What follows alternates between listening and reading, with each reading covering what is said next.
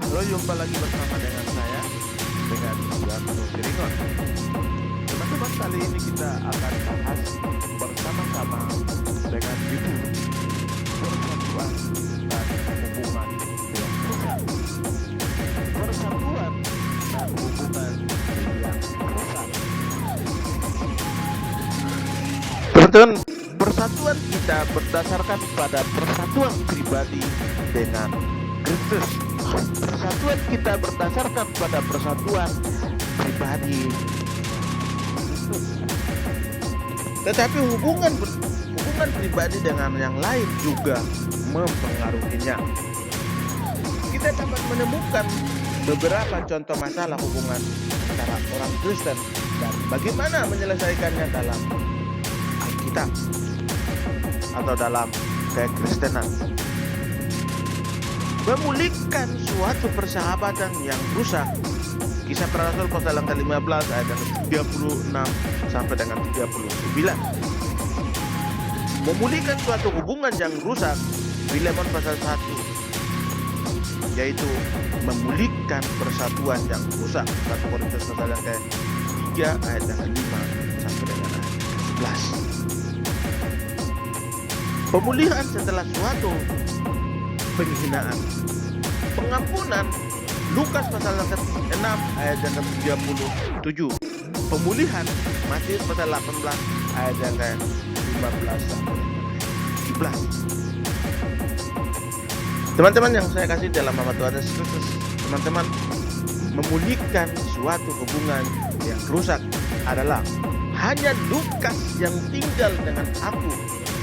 Jemputlah Markus dan bawalah ia kemari, karena pelayanan yang penting bagi 2 Timotius pasal 4 ayat 11. Teman-teman, pelayanan itu sangat penting. Paulus mengatakan bahwa pelayanannya penting bagiku. Paulus dan Barnabas menghabiskan banyak waktu bersama, namun suatu perbedaan pendapat tentang Yohanes. Markus mengancam persahabatan mereka, ya. Yang mengancam di situ adalah Markus, mengancam persahabatan mereka. Kisah Para Rasul 15 ayat 36 sampai dengan 9. Paulus tidak mau memberi Markus kesempatan kedua karena dia telah meninggalkan mereka di perjalanan sebelum, tetapi Barnabas masih mempercayai Markus. Rasul kasih karunia tersebut harus belajar menunjukkan kasih karunia kepada orang yang telah mengecewakannya.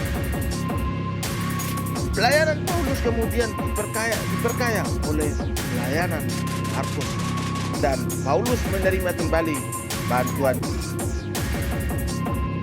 Teman-teman, memulihkan suatu hubungan yang rusak adalah sebab mungkin karena itulah dia dipisahkan benar daripadamu, supaya engkau dapat menerima untuk selama-lamanya.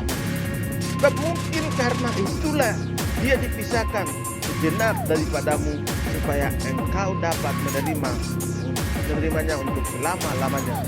Filemon pasal 1 ayat yang ke-15. Onesimus meninggalkan posisinya budak dan mengambil sesuatu yang menjadi milik pemiliknya. Filemon bisa menjauhkan atau Filemon bisa mengajukan gugatan terhadap Onesimus pada waktu itu seorang tuan sebagai pemilik budaknya. Jika Filemon menunjukkan kebencian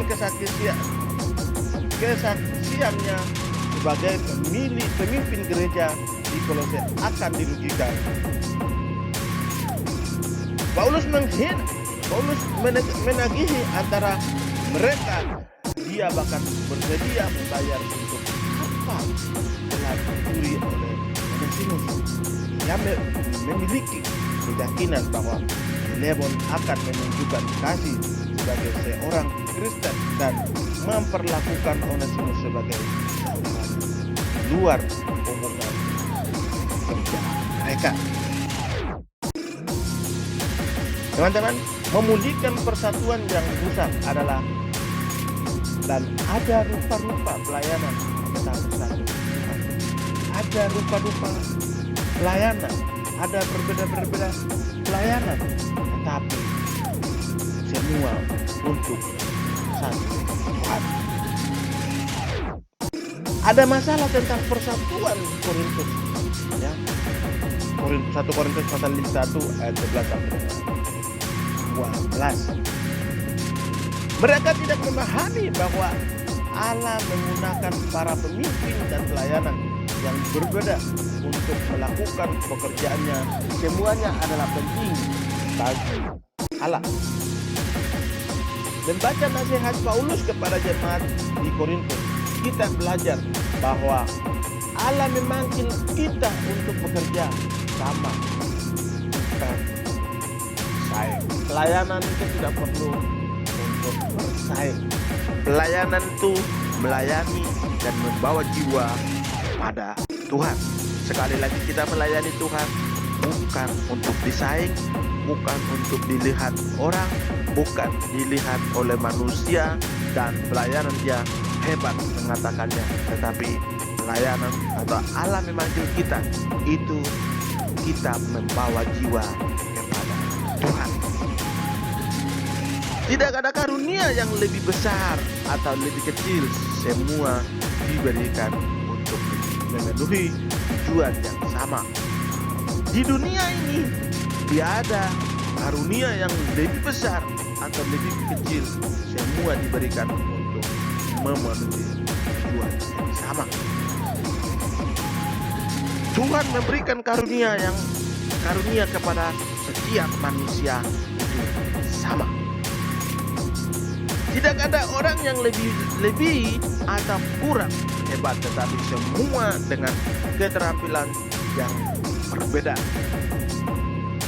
Tidak ada tempat untuk merasa bangga atau meremehkan diri sendiri. Seluruh kebaikan adalah Allah. Kebaikan itu adalah milik Allah. Teman-teman, pengampunan di dalam Dia kita memiliki penebusan kita, yaitu pengampunan dosa. Kolose 1 ayat 14. Kita tidak diampuni dengan pertobatan atau pengakuan kita, tetapi oleh kematian Kristus di kayu salib. Pengakuan adalah cara untuk meminta pengampunan. Allah tidak mengampuni kita karena Dia mengubah pikirannya, tetapi karena sikap kita terhadapnya yang berubah, kita harus mengampuni orang lain seperti Allah mengampuni kita. Pasal 18 ayat 21 sampai dengan 25. Mengampuni orang lain adalah keperluan penting bagi kesempatan atau bagi kesehatan rohani kita sendiri dan melepaskan orang lain dari hukuman kita. Itu juga menghilangkan kebencian kita, bahkan jika pengampunan kita tidak diterima oleh mereka yang bersalah. Jika saudaramu berbuat salah, engkau harus mengampuni dia. Sekali lagi, jika saudaramu berbuat salah, engkau harus mengampuni dia. Bila mereka datang kepadamu dengan pengakuan, janganlah engkau katakan, saya kira mereka kurang rendah hati, saya kira mereka tidak merasakan pengakuannya itu. Apakah hakmu untuk menghakimi mereka? Manusia tidak punya hak untuk menghakimi sesama manusia, seolah-olah engkau dapat membaca hatinya. Kita sendiri berhutang segala sesuatu kepada perjanjian, menhabiskan pengangkatan kita, karunia dalam juru selamat, yang memungkinkan tebusan kita atau kelahiran kembali dan pengangkatan kita kepada waris bersama Kristus. Biarlah karunia ini dinyatakan kepada orang lain. Teman-teman, pemulihan, tinggalkanlah persembahanmu di depan mezbah itu dan pergilah berdamai dahulu dengan saudaramu, lalu kembali untuk mempersembahkan persembahanmu itu. Matius 5 ayat yang ke-24. Teman-teman, pemulihan karena Tuhan kita adalah Tuhan yang kudus. Dalam Matius 18 ayat 15 sampai dengan ayat yang ke-17, 3 langkah apakah yang Yesus berikan kepada kita untuk membantu kita menyelesaikan pertentangan ketika kita diperlakukan secara tidak adil oleh anggota lain.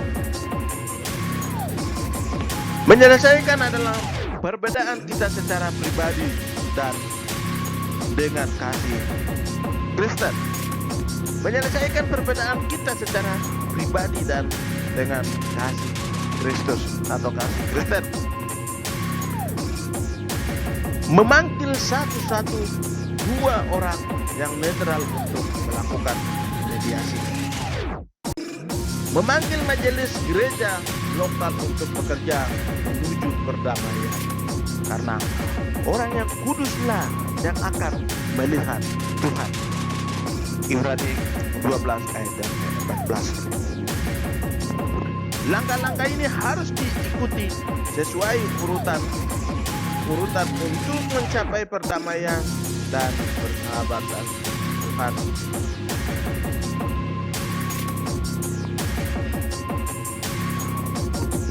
Langkah-langkah ini harus diikuti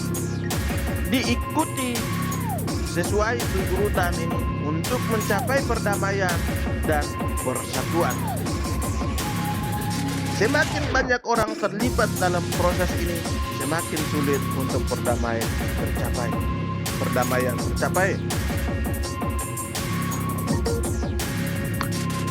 Merupakan hal yang sangat penting bagi orang muda memahami bahwa umat Kristus harus bersatu menjadi satu, karena persatuan ini mengingat manusia kepada Allah melalui tali emas kasih dan meletakkan masing-masing di bawah kewajiban untuk bekerja bagi sesamanya.